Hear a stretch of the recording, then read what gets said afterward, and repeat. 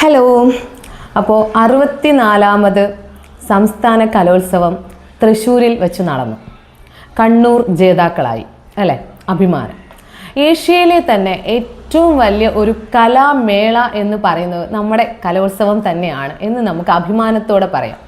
പക്ഷെ അത് അഭിമാനത്തോടെ പറയുമ്പോഴും ചില കയ്പേറിയ സത്യങ്ങൾ കൂടെ നമുക്ക് പറയേണ്ടി വരും. കാരണം ഈ ഒരു കലാവേദി ചില സമയത്തെങ്കിലും കണ്ണീർ വേദി ആകുന്നുണ്ട്.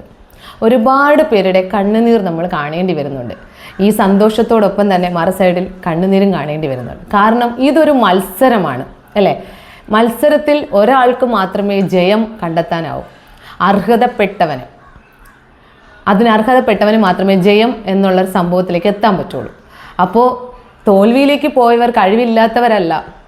ആ ജയം അവർക്ക് അർഹിക്കുന്നില്ല എന്നുമല്ല അതിനർത്ഥം. അവരും അതിന് അർഹര് തന്നെയാണ്. എന്നാലും കണ്ണുനീർ കൊണ്ട് നമ്മുടെ ആകെ വിഷമിപ്പിക്കുന്ന ഒരു കാര്യം എന്തുകൊണ്ട് എന്നുള്ളതാണ്.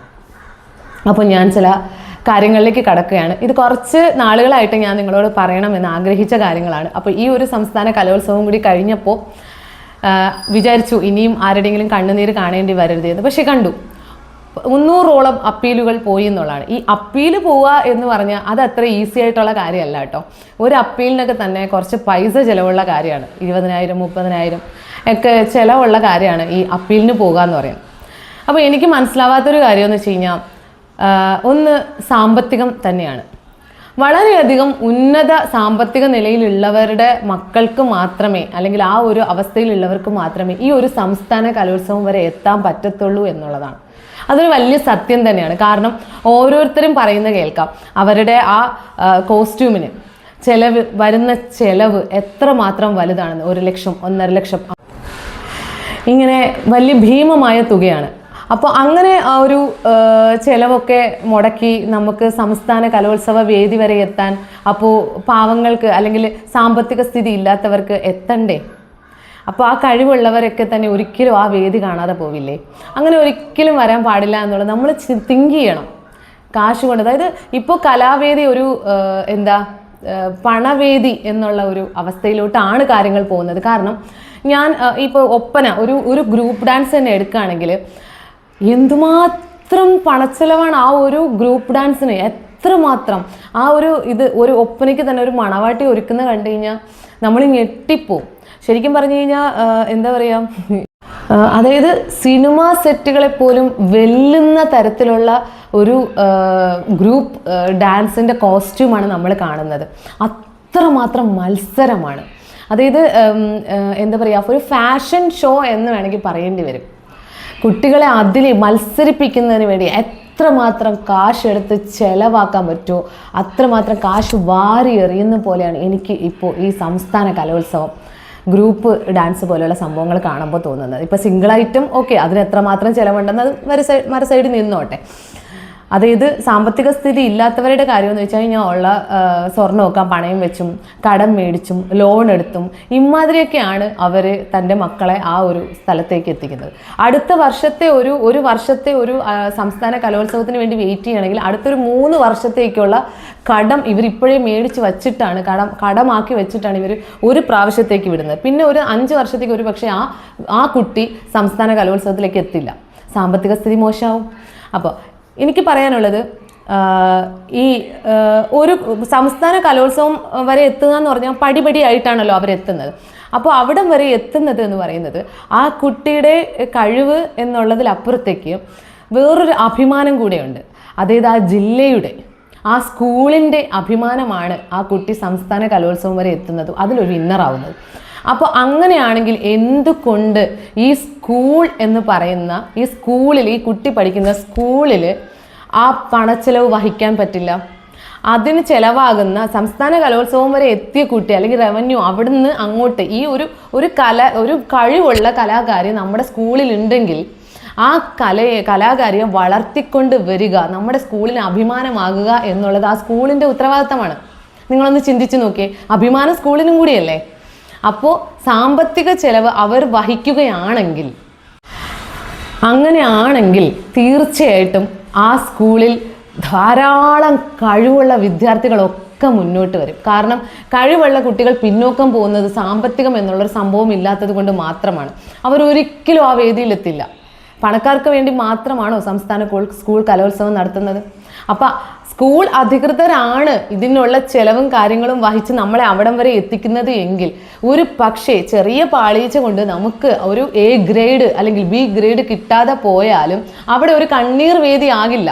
കാരണം അച്ഛൻ്റെ അമ്മേരെ സ്വർണം പണയം വെച്ചിട്ടോ അച്ഛനും അമ്മയും കടം എടുത്തിട്ടോ അച്ഛനും അമ്മയും കഷ്ടപ്പെട്ട് ചോര വിയർപ്പാക്കി മാസ്റ്ററെ കൊണ്ട് പഠിപ്പിച്ച് അവരത്രയും ഇത് ചെയ്ത് ഒക്കെ ചെയ്തിട്ട് നിൽക്കുമ്പോൾ കിട്ടാതെ വരുമ്പോൾ കുട്ടികൾ ഭയങ്കര മാനസികമായി തളർന്നു പോകും. അവരവിടെ എത്തില്ല. ആ ഒരു തളർച്ച നേടേണ്ട ഈ കണ്ണീർ വേദി അവസാനിക്കും. കാര്യം സ്കൂൾ അധികൃതർക്ക് ഇതിൻ്റെ പേരിൽ ഒന്നും വേണ്ടി വരുന്നില്ല. കാരണം എന്ന് വെച്ചാൽ ഒരുപാട് കുട്ടികളുണ്ട്. ഒരു കുട്ടിയുടെ കയ്യിൽ നിന്ന് ഒരു 5 രൂപ അല്ലെങ്കിൽ 1 രൂപ അല്ലെങ്കിൽ 2 രൂപ ഇവൻ 10 രൂപ വെച്ച് ഓരോ കുട്ടിയുടെ കയ്യിൽ നിന്നും പിരിച്ചാൽ കൂടെ ഒരു കുട്ടിക്ക് അല്ലെങ്കിൽ എത്ര കുട്ടികൾക്കും അവിടെ കഴിവുള്ള കുട്ടികൾക്കോ സംസ്ഥാന തലം വരെ എത്താൻ പറ്റും.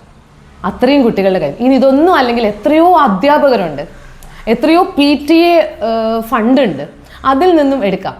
എന്തിനെല്ലാം നിങ്ങൾ മെഡിക്കൽ ക്യാമ്പ് നടത്തുന്നുണ്ട്, നിങ്ങൾ പോലീസ് ക്യാമ്പ് കുട്ടികളുടെ അത് നടത്തുന്നുണ്ട്. അതുപോലെ തന്നെ നിങ്ങൾ ടൂർ ഒരുപാട് കാര്യങ്ങൾ നിങ്ങൾ സ്കൂളിന് വേണ്ടി അല്ലാതെ കുട്ടികൾക്ക് ബോധവൽക്കരണ ക്ലാസ് എന്ന് പറഞ്ഞൊക്കെ ഒത്തിരി നിങ്ങൾ നടത്തുന്നുണ്ട്. അതിനേക്കാൾ അതുപോലെ തന്നെ ഇമ്പോർട്ടൻ്റ് ആയിട്ടുള്ള ഒരു കാര്യമാണ് നമ്മുടെ സ്കൂളിൻ്റെ അഭിമാനമായി ഒരു കുട്ടി സംസ്ഥാന തലം വരെ മത്സരിക്കാൻ എത്തുക എന്നുള്ളത്. അപ്പോൾ എന്തുകൊണ്ട് നിങ്ങൾക്ക് അവിടെ ഫണ്ട് തയ്യാറാക്കിക്കൂടെ? അങ്ങനെ നിങ്ങൾ ഫണ്ട് തയ്യാറാക്കി കുട്ടികളെ അവിടം വരെ എത്തിക്കുമെങ്കിൽ തീർച്ചയായിട്ടും കഴിവുള്ള കുട്ടികൾ, സാമ്പത്തികം എന്നുള്ളൊരു പ്രശ്നം ഇവിടെ വരുന്നില്ല. കഴിവുള്ള കുട്ടികൾ എത്തേണ്ടടുത്ത് എത്തും. ഒരിക്കലും കഴിവുള്ള കുട്ടികൾ എത്തില്ല. പണക്കാർക്ക് വേണ്ടി മാത്രമാകുന്ന ഒരു കലോത്സവമായി മാറും നമ്മുടെ സംസ്ഥാന കലോത്സവം. ഇപ്പോൾ നടന്നുകൊണ്ടിരിക്കുന്നതും അത് തന്നെയാണ് കാണാൻ പറ്റിയത്. പണം വാരി എറിഞ്ഞുള്ള ഒരു കലോത്സവം എന്നുള്ളത് മാറ്റി അർഹതപ്പെട്ട ജഡ്ജസ്മാർ, അതിന് മാർക്കിടാൻ യോഗ്യതയുള്ള ജഡ്ജസ്മാർ, പണം കണ്ട കണ്ണ് തള്ളാത്ത ജഡ്ജസ്മാർ, അങ്ങനെയുള്ളവരെ അവിടേക്ക് കൊണ്ടുവരിക. അപ്പോൾ ഇതുകൊണ്ട് മാറാൻ പോകുന്ന വലിയൊരു സംഭവമുണ്ട്. സ്കൂൾ അധികൃതരാണ് അല്ലെങ്കിൽ സ്കൂൾ വഴിയാണ് അധികൃതരാണ് ഈ കഴിവുള്ള കുട്ടികളെ സംസ്ഥാന തലത്തിൽ എത്തിക്കുന്നതെങ്കിൽ ഇവിടെ പണത്തിൻ്റെ ഒരു പ്രശ്നം വരുന്നില്ല. കാരണം വെച്ചാൽ സ്കൂളുകാരാകുമ്പോഴത്തേക്കും അവർ ആ സ്കൂളിലെ ഏറ്റവും നല്ല മിടുക്കരായ കഴിവുള്ളവർ ആരാന്ന് തിരഞ്ഞെടുത്ത് അവരെ കൊണ്ടുപോകും. അവിടെ ഒരു പണത്തിൻ്റെ ഇത് വരുന്നില്ല. കാര്യം ആ കുട്ടികൾ മുന്നോട്ട് വരും. കാര്യം നമ്മുടെ കയ്യിൽ നിന്ന് കാശ് ഇടക്കേണ്ടി വരില്ല. എൻ്റെ അച്ഛനും അമ്മയും കഷ്ടപ്പെടേണ്ട ആവശ്യം വരുന്നില്ല.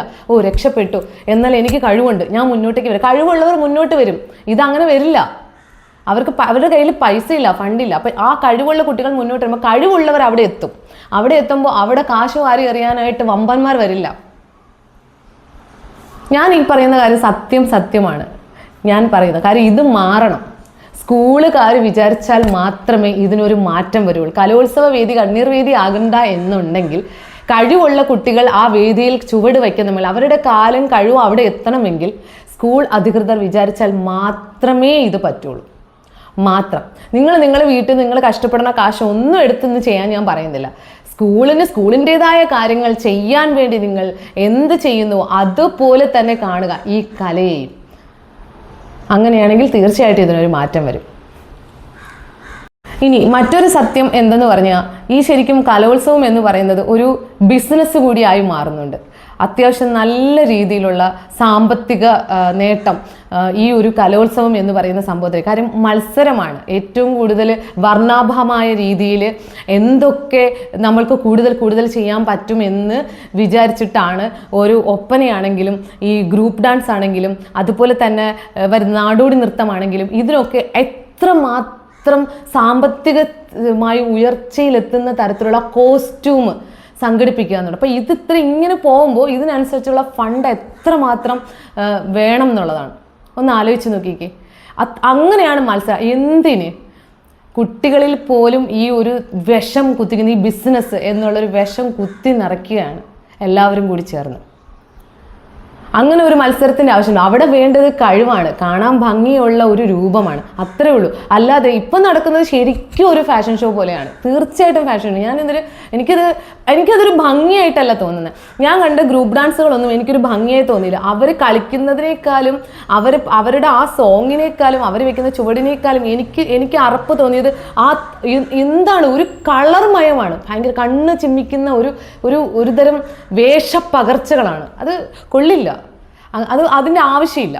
പക്ഷേ ഇപ്രാവശ്യത്തെ 64ാമത് കലോത്സവത്തിൽ ഞാനൊരു അങ്ങനെ അല്ലാത്ത ഒരു ഇത് കണ്ടു. നന്ദനം സിനിമയിലെ ഒരു സോങ് എടുത്തിട്ട് കുട്ടികൾ ചെയ്തത് വളരെ നല്ലതായിരുന്നു.